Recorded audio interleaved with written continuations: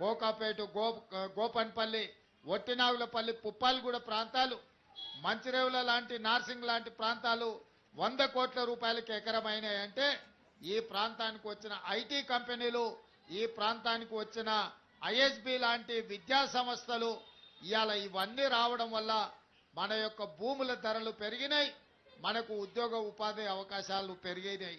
అందుకే ఇంకా వేగంగా ఈ అభివృద్ధిని ముందుకు తీసుకెళ్లాలని ఇవాళ మూసీని మనం అందరం, చాలా మంది మూసి అంటే ముక్కు మూసుకునే పరిస్థితి ఉంది.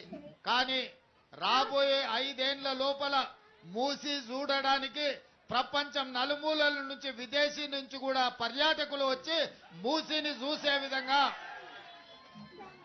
మూసి ప్రాంతంలో 24 గంటలు వ్యాపారం చేసుకునే విధంగా, మూసి పరివాహక ప్రాంతంలో ఐటీ కంపెనీల ఐటీ టవర్లు పెంచే విధంగా, లండన్ ఐకానిక్ ఏదైతే ఉన్నదో అట్లాంటి అభివృద్ధిని చేసే విధంగా ఇవాళ మూసీని అభివృద్ధి చేయడానికి సంపూర్ణమైన ప్రణాళికలను మన ప్రభుత్వం రచించింది.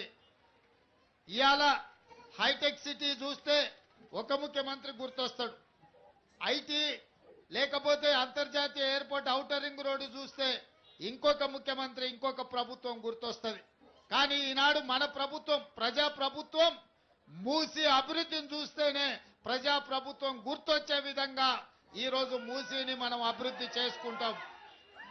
అదేవిధంగా తొందరలోనే రీజనల్ రింగ్ రోడ్డు పనులను ఏర్పాటు చేసుకొని ఔటర్ రింగ్ రోడ్డు నుంచి రీజనల్ రింగ్ రోడ్డు వరకు అన్ని రేడియల్ రోడ్స్ ను అభివృద్ధి చేసి మన నగరాన్ని ఇంకా విస్తరించే విధంగా ఇవాళ హైదరాబాద్ ఔటర్ రింగ్ రోడ్డు లోపల హైదరాబాద్ కోర్ అర్బన్ ఏరియా కింద ఇవాళ మనం అభివృద్ధి ప్రణాళికలు రచించినాం.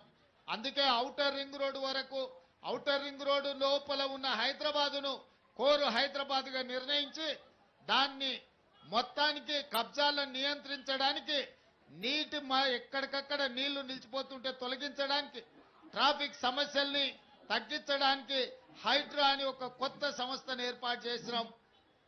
ఔటర్ రింగ్ రోడ్డు నుంచి రీజనల్ రింగ్ రోడ్డు మధ్యలో సెమీ అర్బన్ అంటే పెరి అర్బన్ కింద ఇతర ప్రాంతాలను అభివృద్ధి చేసి ఫార్మా క్లస్టర్స్ ను, అదే విధంగా శాటిలైట్ టౌన్షిప్లను అభివృద్ధి చేసి ఈరోజు నగరాన్ని విస్తరించడానికి కావాల్సిన ప్రణాళికలు సిద్ధం చేస్తున్నాం.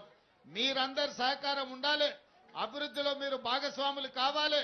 ఇంత వర్షం వచ్చినా మీరందరూ ఇక్కడ నిలబడి ఏ విధంగా అండగా నిలబడ్డారో రాబోయే 10 సంవత్సరాలు ఈ నగరాన్ని విశ్వ నగరంగా చేయడానికి చేస్తున్న ప్రణాళికలకు మీ సహకారం ఉండాలి అని కోరుకుంటూ మీ అందరి దగ్గర సెలవు తీసుకుంటున్న మిత్రులారా. గౌరవనీయులైన ముఖ్య అతిథి ఆనరబుల్ సీఎం గారు రైతుల కోసం రాష్ట్ర వ్యాప్తంగా, హైదరాబాద్ ప్రజల కోసం నగర వ్యాప్తంగా ప్రతిరోజు పండుగల అనేక కార్యక్రమాల్లో పాల్గొంటున్న ముఖ్యమంత్రి గారు